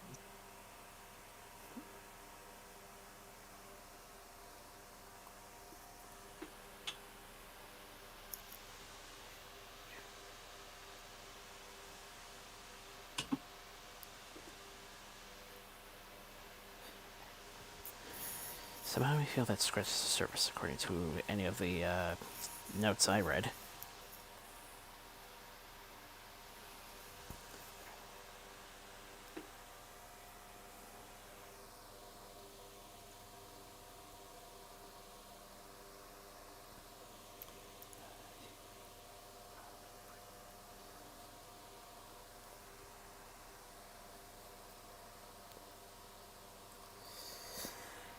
Daniel Craig, Really Told, Netflix co-CEO Ted Sarandos at the Glastonbury premiere. That's standing ovation. They got proof that it should get a full theatrical rollout.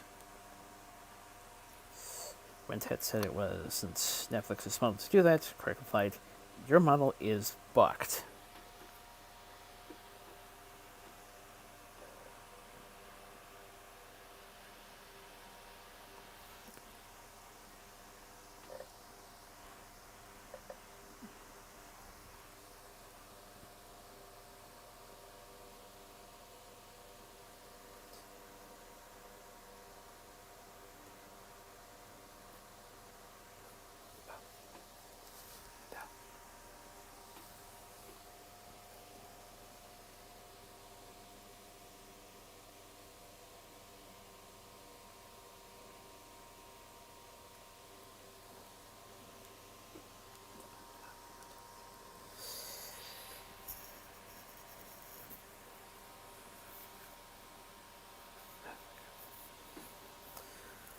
Kyle Larson gets his 6th win of the year, plus 3 Mustang top 10s.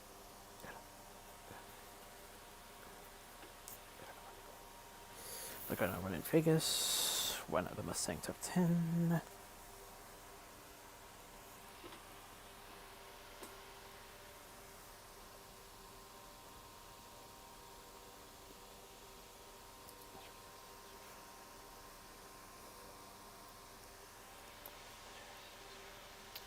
Legend received a top 4 of this year's US Prix, which this time was in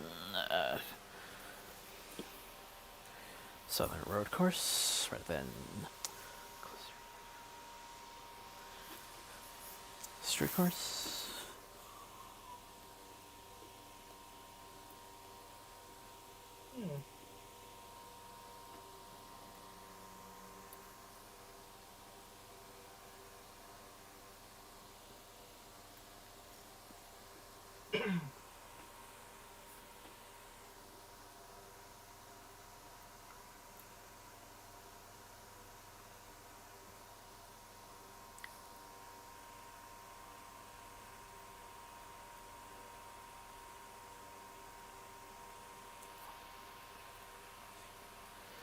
Flying Yankee has been winterized at the Conway Scenic.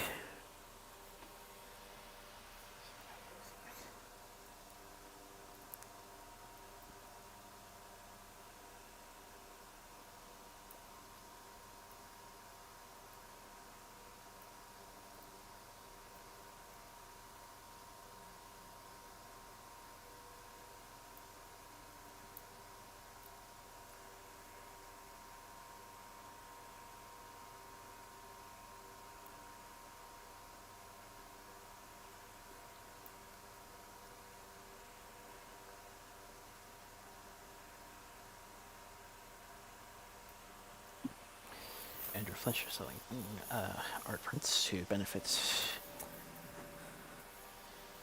Penzi K4.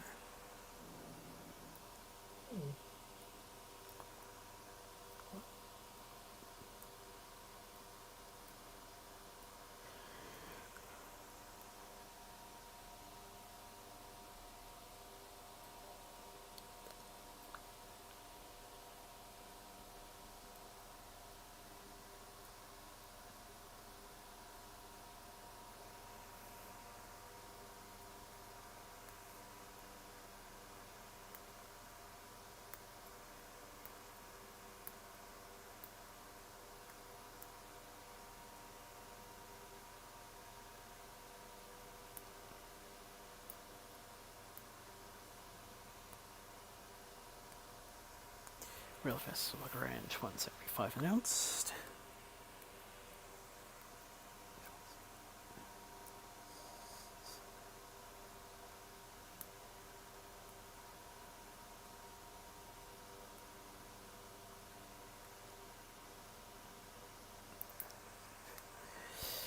Pandemation #1 finally went into the shops.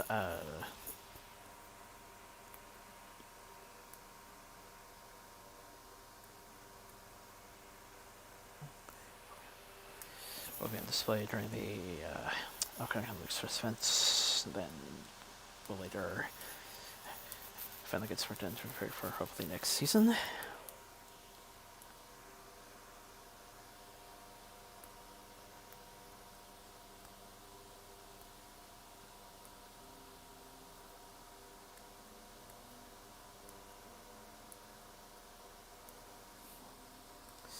Canadian National imposes axle count restrictions on the Venture train sets.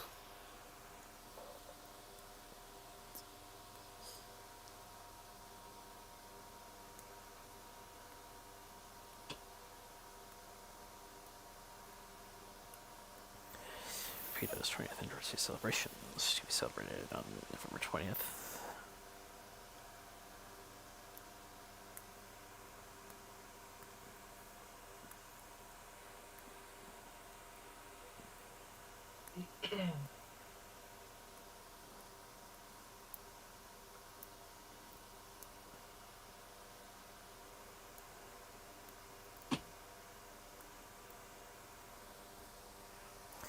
River also started to bring back their Alleghenies.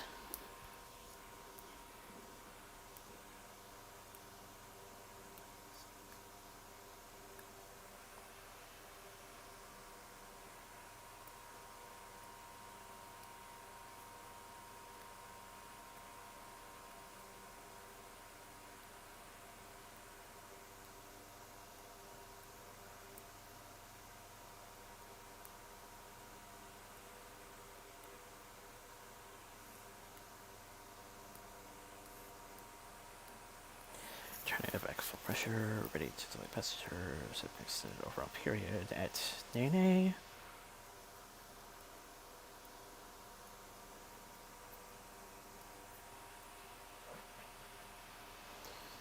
Thursday, train schedule up for the Puffin Valley Railway.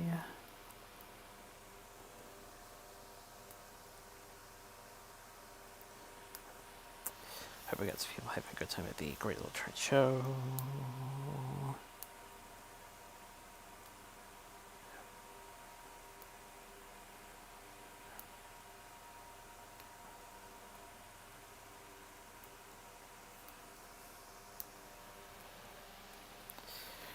And our candles for this week go out towards the friends and family of DJ Hall Sr., Hallmark Arts, Aaron Coffin, Sin City, Dean to Kill 4, Bobby Gill, NASCAR, Mitzi Gaynor, Select Show Business, Birds and Bees.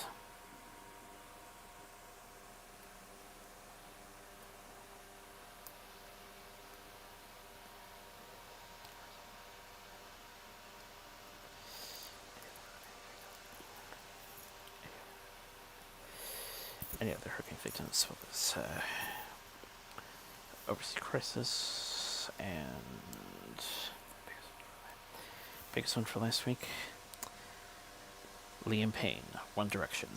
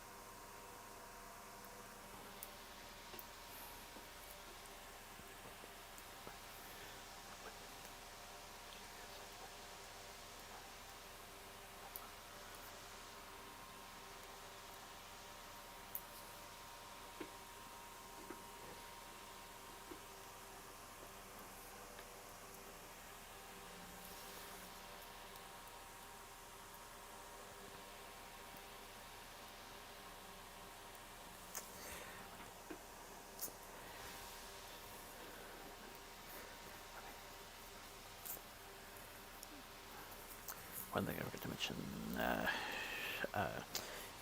that I ended up remembering over the news.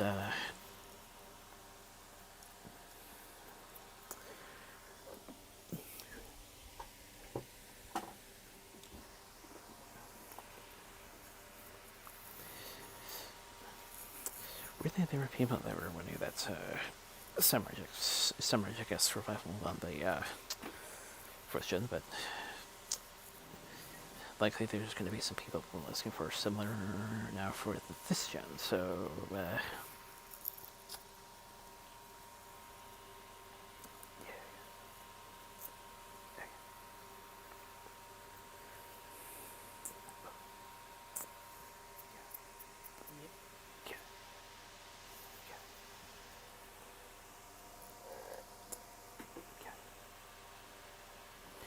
gonna have to wait and see.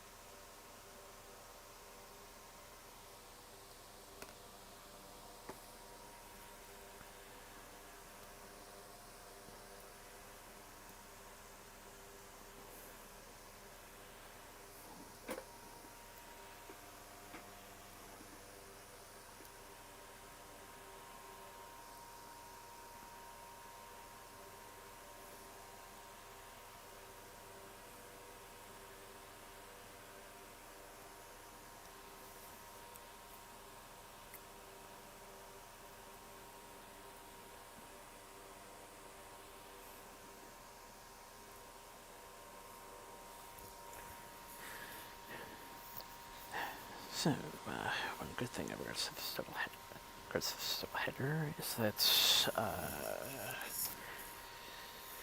don't have too far to go now in terms of preparing the sheet for tomorrow. So, Yeah.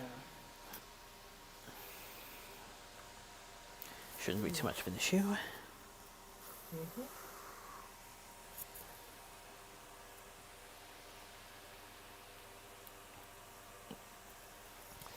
And until we get to that side, stay safe, stay well, get mixed, get boosted, pray, and hopefully we'll see you